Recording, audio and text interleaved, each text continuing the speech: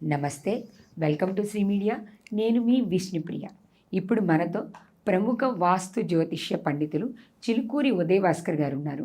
పండితులు గురువు గారిని అడిగి మనం కొన్ని ప్రముఖ జాతకాల గురించి, జాతక విశేషాల గురించి తెలుసుకుందాం. అయితే గురువు గారు డివైన్ ఆస్ట్రాలజర్, దానికి సంబంధించి కూడా చాలా విషయాలు మనకి ఇంతకు ముందు కూడా చెప్పారు. ఇప్పుడు ప్రముఖుల జాతకాల గురించి తెలుసుకుందాం. నమస్తే గురువుగారు. నమస్తే. మిమ్మల్ని కలవడం చాలా చాలా సంతోషంగా ఉంది గురువుగారు. అయితే జాతకం అనేది మనిషి జీవితాన్ని ఎంత ప్రభావితం చూపిస్తుందో మనం ప్రస్తుత సమాజంలో చూస్తున్నాం కదా గురుగారు.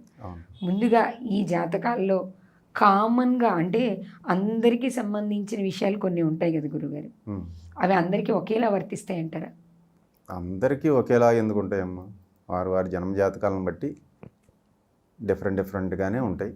ఏదైనా ఏ విషయమైనా, ఇప్పుడు విద్య, ఉద్యోగం, వ్యాపారం, ఏదైనా విషయం ఒకటైనా వారి వారి జన్మ జాతకాలను బట్టి అనుసరించే జరుగుతాం.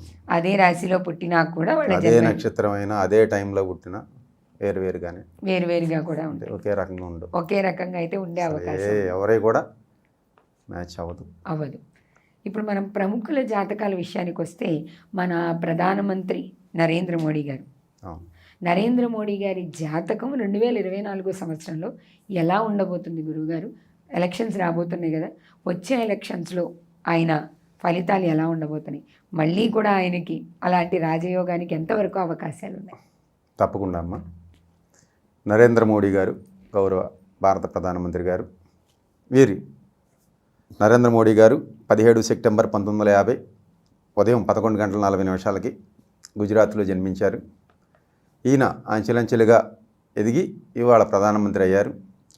సో 2014-19లో కూడా ఈయనే ప్రధానమంత్రిగా ఇప్పటికి 10 సంవత్సరాలు పరిపాలన పూర్తి చేసుకుని మళ్ళీ ఈయన సారథ్యంలో బీజేపీ పార్టీ మళ్ళీ ఎన్నికలకు తిరిగి 2024లో లోక్సభ ఎన్నికలకి వెళుతుంది.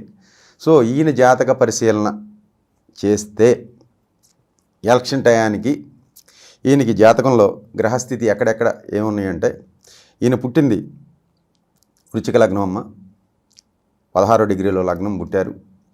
అలాగే వృశ్చిక రాశి, ఈయన నక్షత్రం వచ్చి అనురాధ 2వ పాదం. వృశ్చిక రాశిలో జన్మించిన నరేంద్ర మోడీ గారికి గోచార రీత్యా రాహు శని చతుర్థంలో సంచారం జరుగుతుంది. ఎలక్షన్ టైంలో రాహు పంచమంలో, అలాగే గురుడు షష్టమంలో సంచారం మే 5 వరకు కూడా ఉంటుంది. సరే, ఫలితాలు వచ్చేటప్పటికి గురుడు సప్తమంలో మారే అవకాశాలు ఉన్నాయి. సో ఈ గోచార ఫలితాలు ఎలా ఉండగా లగ్నంలో ఈ మోడీ గారికి చంద్రమంగళ యోగం పట్టింది. చంద్రుడు కుజుడు కలిసి ఉన్నారు. చంద్రుడికి నీచైనా సరే 9వ డిగ్రీలో ఉండి కుజుడు కూడా అక్కడే ఉండటం వల్ల, అలాగే చతుర్థంలో గురుడు వక్రించి, పంచమంలో రాహువు, అలాగే షష్టమంలో ఏ గ్రహం లేదు, దశమంలో శుక్రుడు, శని, లాభంలో రవి, బుధ వక్రం, కేతువు కల నరేంద్ర మోడీ గారి జాతకంలో ఈ ఎలక్షన్ టయానికి కుజమహాదశలో బుధుని యొక్క అంతర్దశ జరుగుతుందమ్మా. అది ఎప్పటి వరకు ఉంటుందంటే 2024 అక్టోబర్ వరకు కూడా బుధుడి యొక్క అంతర్దశే జరుగుద్ది. ఈ టైంలోనే ఎలక్షన్లు జరుగుతున్నాయి ఇది సెంట్రల్లో. సో ఎన్డీఏ కూటమి ఒక పక్క, అలాగే ఇండియా కూటమి రెండో పక్క, ఈ రెండిట్లో కలవని ప్రాంతీయ పార్టీలు ఇంకో పక్క, ఇలా వెళ్ళే ఈ ఎన్నికల్లో, అంటే ఈ యుద్ధంలో, లోక్సభ 5 ఏళ్ళకు జరిగే లోక్సభ యుద్ధంలో నరేంద్ర మోడీ గారి సారథ్యంలోని ఎన్డీఏ కూటమికి సారథ్యంగా ఈయన ఉన్నారు, నడిపిస్తారు. సో ఈయన కూటమిలో యుద్ధానికి వెళితే ఇండియా కూటమిని కానీ మిగతా ప్రాంతీయ పార్టీలను కానీ పక్కన పెట్టి ఈయన సారథ్యంలో జరిగే ఎన్నికల్లో ఈయన జాతకం ప్రకారం, మోడీ గారి జాతకం ప్రకారం, మన డివైన్ ఆస్ట్రాలజీ ప్రకారం ఎన్డీఏ కూటమికి ఇవ్వాలన్న గ్రహస్థితికి 310 సీట్లు పైగా సాధించి మళ్ళీ తిరిగి మూడోసారి ప్రధానమంత్రి గారు నరేంద్ర మోడీ గారు అవుతారని మీ శ్రీ మీడియా ద్వారా ప్రజలకు తెలియజేయడం జరుగుతుంది. హ్యాట్రిక్ కొడతారు నరేంద్ర మోడీ గారు. నరేంద్ర మోడీ తప్పకుండా అమ్మ. ప్రధానమంత్రిగా మరొకసారి ఆయనే మళ్ళీ మూడోసారి ఇప్పుడు రామ మందిర ప్రతిష్ఠ చేశారు. ఆ రాముడు ఆశీస్సులు, బాలరాముడు ఆశీస్సులు, అయోధ్య రాముడు ఆశీస్సులు తప్పకుండా ఉండి ఆయనే తిరిగి ప్రధానమంత్రిగా సింహాసనం అధిష్ఠిస్తారని తెలియజేయడం జరుగుతుంది. ఆ అధికారం వచ్చిన తర్వాత కూడా ఆయన జాతకరీత్యా ఎటువంటి ఫలితాలు ఉన్నాయి గురుగారు ఆయనకి? అంటే అధికారం వచ్చిన తర్వాత కూడా కొన్ని ప్రతికూల ఫలితాలు ఉంటుంటాయి కదా కొన్ని సందర్భాల్లో, ఆయనకి ఎలా ఉంది? ఈయనకైతే ప్రతికూల ఫలితాలు ఏం లేవమ్మా. అధికారం వచ్చాకైనా సానుకూలమే ఉంటుంది. ఇంకా కొన్నాళ్ళు ఈయనే ఉంటారు ఆ ప్లేస్లో. 2024 తర్వాత మన భారతదేశాన్ని ఒక సన్యాసి పరిపాలనలోకి వస్తుందమ్మా. అది ఎప్పుడైనా జరగవచ్చు. ఇప్పుడున్న 2-3 ప్లేస్లో 5వ ప్లేస్లో ఏదో ఉంది భారతదేశం.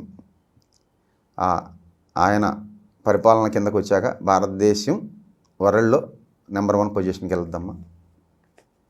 ఇది భవిష్యత్తే చెప్పేది. సన్యాసి పరిపాలన అంటే గురుగారు అంటే అందరికీ అర్థం అవ్వడం కోసం అదేనమ్మా. 4 ఉన్నాయి: గృహస్థం, వానప్రస్థం, సన్యాసం, ఇంకేటమ్మా మొత్తం 4 ఉన్నాయి కదా. 4 ఆశ్రమాల్లో ఇప్పుడు గృహస్థులుగా మనం ఉన్నాం.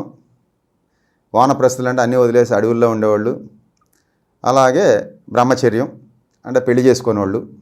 ఇక్కడ ఒక సన్యాసి అంటే సర్వసంగ పరిత్యాగి, కాషాయం బట్టలు ధరించి ఉండే వ్యక్తి సన్యాసులు అంటారు. అంటే వీళ్ళకి పెళ్లి కానీ ఇంకోటి కానీ ఏముండదు, అంతా సర్వసంగ పరిత్యాగులు. అలాంటి వ్యక్తి పరిపాలనలోకి ఈ దేశం రావడం జరుగుద్ది.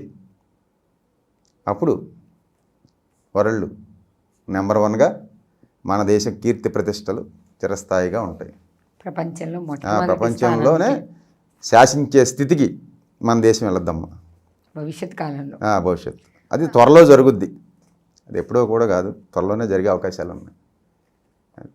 ఈ ఎలక్షన్స్కి అయితే నరేంద్ర మోడీ గారి తిరిగి మళ్ళీ ఈయనే ప్రధానమంత్రి అవుతారు. ఖచ్చితంగా.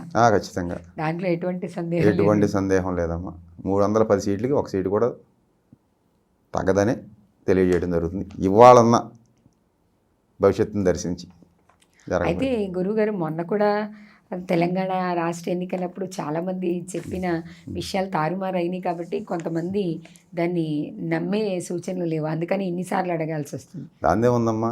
ఇప్పుడు నేను చెప్పాను ఆ రోజు, అదే జరిగింది. నేను పొంగులేటి శ్రీనివాసరెడ్డి గారికి 6 నెలల క్రితమే మెసేజ్ పెట్టాను. 63 సీట్లతో వచ్చేది కాంగ్రెస్ పార్టీ అని తెలంగాణలో. ఒక మీడియా ఛానల్స్ ముందు కూర్చుని కూడా చెప్పాను, ఈ సీట్లతో వస్తుంది, రేవంత్ రెడ్డి గారే 9వ తారీఖు సీఎం అవుతారని. అదే జరిగింది. అందరూ అడి చెప్పారు, నేను ఒక్కడనే ఇటు చెప్పాను. అర్థమైందమ్మా. అది ఇంత ఫైనల్గా నేను చెప్పింది కాదు, ఇక్కడ నేను అనేది అహంకారం. ఇది తీసి పక్కన పడితే పైన చెప్పింది ఆయన. ఇక్కడ ఈ జీవుడితో పలికిచ్చింది ఆయన చెప్పింది కాబట్టి జరిగింది. నేను చెప్పింది అయితే జరగదు. ఇది నేననే అహంకారం. ఈ నేననే పదం వాడటమే చాలా తప్పు. సో అండర్లైన్ చేసుకోవాలి. ఇప్పుడు నేను గుర్తుపెట్టుకోవాల్సింది ఏంటంటే నేను అనేది తీసేయటం. చెప్పేది భగవంతుడు మీ ద్వారా చెప్పిస్తా అంతే. ఒక ఇన్స్ట్రుమెంట్. భగవంతుడు ఒక ఆయన విధిలో ఆడే ఆటలో ఒక ఇన్స్ట్రుమెంట్ నేను కూడా అంతే. అందుకని మీ ద్వారా చెప్పిస్తున్నా. అంతే. మొత్తానికైతే మనకి ఇప్పుడు రాబోయే లోక్సభ ఎన్నికల్లో మన గౌరవ ప్రధానమంత్రి నరేంద్ర మోడీ గారి మళ్ళీ అధికారంలోకి వస్తారు.